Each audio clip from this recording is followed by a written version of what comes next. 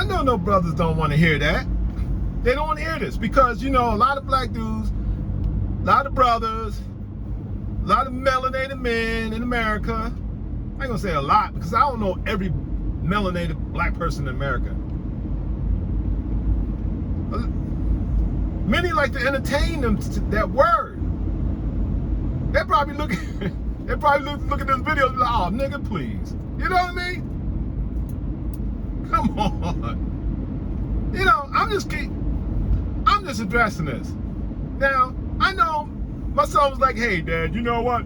You know, that you used to listen to Richard Pryor and stuff back in the days and laugh at his jokes, and he used to say nigga and all that stuff like that. I'm like, yeah, because I didn't know any better. I didn't know any better. I said, and plus, after Richard Pryor took that trip to Africa, he said when he came back, his next performance, he said, I'll never call another black man a nigga again. That's what he said. And Paul Mooney was the creator, one of the writers for Richard Pryor. And you know Paul Mooney, he'll get on the stage and stuff like that. Back in the days, he was a writer for Richard Pryor's jokes. And I believe strongly that he was the architect of that word, putting it into the comedic limelight. I truly believe that. You can see that when he gets on stage. He says it freely, like it's nothing. But then I saw a video later on in the years, and it was just recently, I guess, and Paul Mooney said that he said the same thing. He said he apologized, and then, you know what? He'll never call another black man a nigga again. He said it years and years after Richard Pryor said it, but nevertheless, he said it. You know? I mean, and I know a lot of people are like, hey, man, come on, man. You know, you really, so what? What's in a word? You know, I believe if you make a word negative, you know, my son said to me, I believe if you make a word negative and it's going to be negative because you give a negative, you know, energy behind it. And I had a cousin, he said, man, look, you know, I said, look, that's a derogatory word. Yeah, I know it ain't, man. Look, I don't care.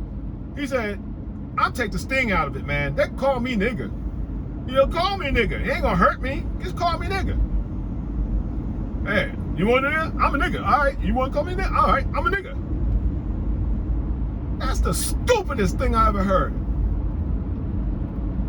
Now, I'm gonna tell you something why that word has negative energy behind it. All right? I think it was back in the 90s. No, actually it was the early 2000s. Yeah, I think it was early 2000s, right? There was a scientist. His name is Dr. Masaru Emoto. It's spelled M-A-S-A-R-U. And his last name is spelled E-M-O-T-O. Now, I remember this a long time ago, back in the early 2000s. He did an experiment with 2 glasses of water. And he took those 2 glasses of water and he put on a piece of paper, 2 pieces of paper. On one piece of paper, he wrote a negative word. And the negative word was something evil. Evil. It was a bad word. Then, on the other piece of paper, he wrote a positive word. And he taped them to 2 glasses of water. Then he froze the water. He froze the glasses of water.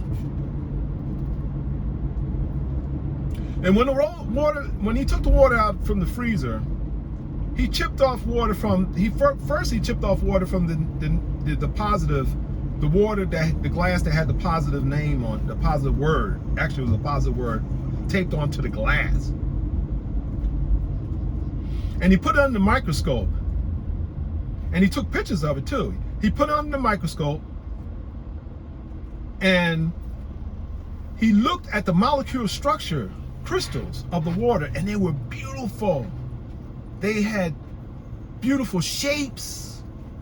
Some look like snowflakes under the, microscope. I mean, just beautiful patterns, just beautiful. Angelic-like, but not look like an angel, but you know what I'm saying.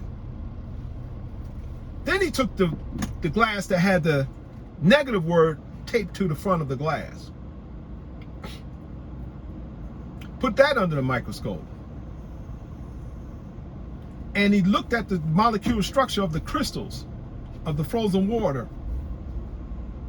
And do you know that the appearance of the water was all discombobulated? It looked monstrous. There was no pretty, perfect patterns or circles of beautiful crystalline, or crystalline. It didn't look like, it looked terrible. It looked like oil or something like that from an oil spill, but not black. It was looked crazy, and he photographed it. He photographed under a microscope how water would look under certain different circumstances, or under applied if a negative or a positive word was applied to the water. Now how did that water know what word was a good word and what word was a bad word, and it reacted to it? How is that possible? Huh? Now you get people say, what's in the word? No, words have power, because words have its energy